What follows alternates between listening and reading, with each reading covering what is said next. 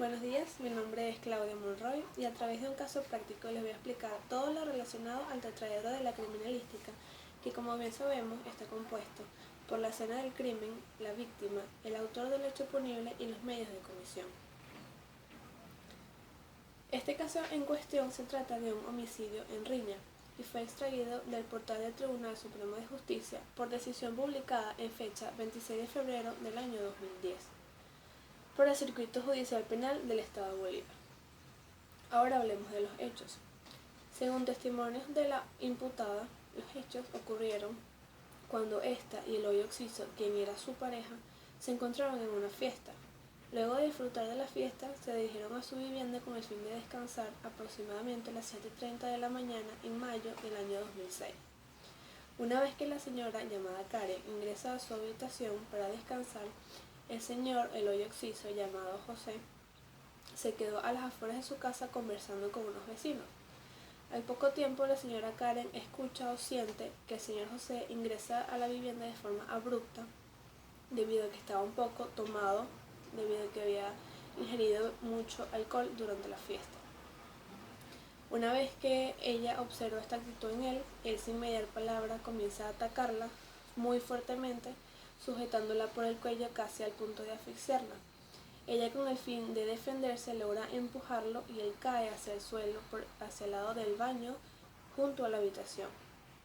Ella, en su intento de escapar, sale corriendo pero no logra huir de la vivienda. En lo que se voltea, observa que el señor José se acerca hacia ella con un cuchillo en la mano. Ella, para tratar de evitarlo, forcejean los dos, resultando él herido. Ella, al observarlo herido, procede a llamar inmediatamente al servicio de emergencia 171. Sin embargo, cuando la ambulancia arriba a la casa, era muy tarde y decretaron la muerte del señor.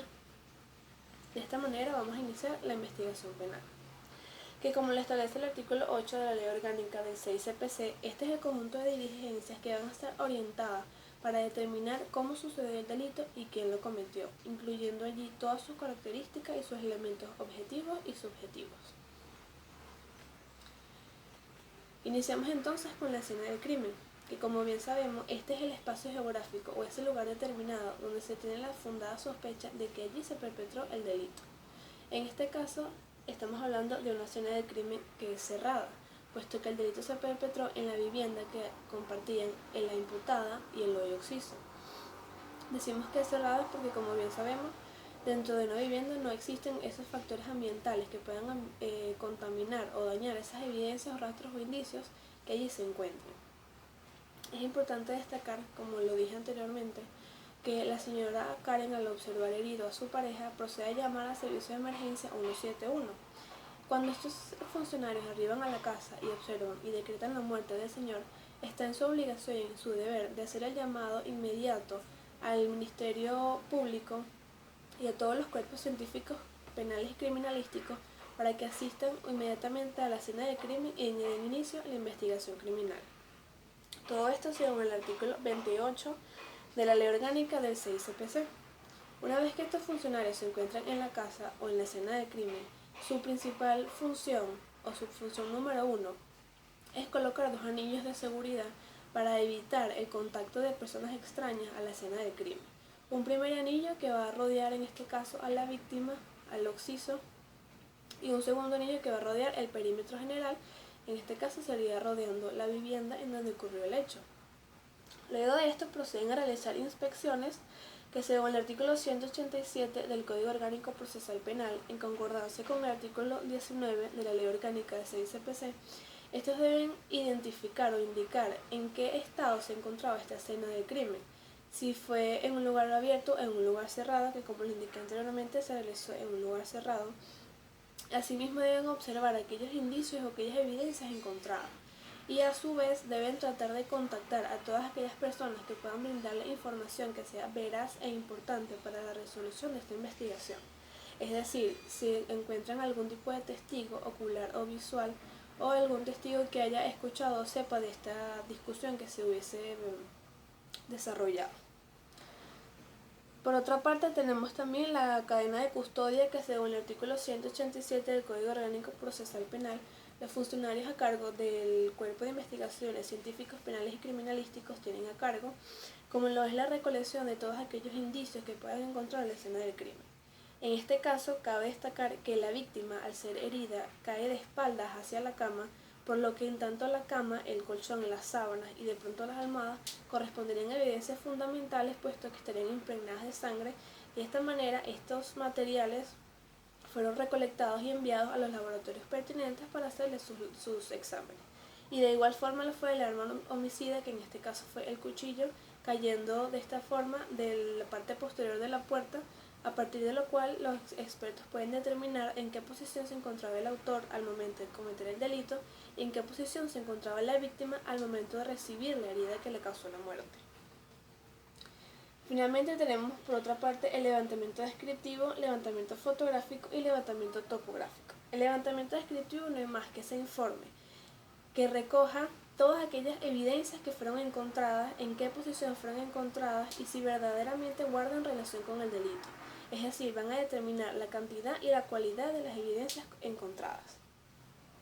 Posteriormente, el levantamiento fotográfico, en donde se capturaron imágenes de la escena del crimen para constatar de manera material y física todo aquello que se consiguió. Y finalmente, el levantamiento topográfico, que no es más que ese estudio que va a estar presidido por el dibujante por el dibujante forense, a través del cual van a levantar planos perimétricos para determinar la posición de ambos sujetos al momento de la comisión del delito. Tenemos por otra parte la víctima, que según el artículo 200 del Código Orgánico Procesal Penal, cuando se tiene la sospecha fundada de que alguna persona o sujeto ha fallecido a través de una causa violenta o un hecho punible, antes de su inhumación debe pasar por todos esos exámenes médicos forenses para determinar la causa de la muerte. En este caso estamos hablando de la autopsia. La autopsia, en este caso en particular, arroja que la víctima falleció por una herida cortopunzo penetrante localizada en el hemotórax izquierdo, específicamente entre la segunda y la tercera costilla, teniendo una herida de 2.5 centímetros de longitud con bordes regulares y limpios, que le produjo una ruptura de corazón a nivel del tabique interventricular y shock hipovolémico, lo que le produjo a su vez una hemorragia severa interna, y de esta manera la víctima fallece. Tenemos en tercer factor del tetraedro de la criminalística el autor del hecho punible, que en este caso resultaba ser la pareja del occiso, que en la búsqueda de defenderse a sí misma logró herir de muerte a su pareja. Cabe destacar que el autor del hecho punible en este caso no poseía antecedentes penales de ningún tipo, y es por ello que el Tribunal Supremo de Justicia, al imponerle una pena, se gozó de una rebaja a la mitad. Como bien sabemos, este tipo de delito, homicidio en riña, está tipificado en el artículo 412 del Código Penal y establece una pena de presidio de 6 a 8 años. Al gozar el autor, en este caso la pareja del occiso, de la rebaja de pena, el Tribunal Supremo de Justicia le impuso finalmente pena de presidio de 4 años, decisión que posteriormente fue impugnada y finalmente se le impuso una medida cautelar con presentación periódica. Finalmente tenemos los medios de comisión, que gracias a la ciencia de la lesionología, que es la ciencia, como bien sabemos, que estudia las lesiones en el cuerpo humano, la víctima sufrió de una herida cortante, que es aquella que se produce por esos objetos planos que pueden tener 1 o 2 filos. Ese tipo de objetos planos es llamado arma blanca. Son aquellos objetos capaces de cortar, herir o punzar mediante estos bordes afilados. En este caso estamos hablando de un cuchillo, que fue lo que le propició la muerte a la víctima, y este objeto en cuestión fue fundamental en cuanto al régimen probatorio que se desarrolló durante el juicio. De esta manera damos por culminado el estudio del tetraedro de la criminalística. Espero que haya sido de su agrado. Muchas gracias.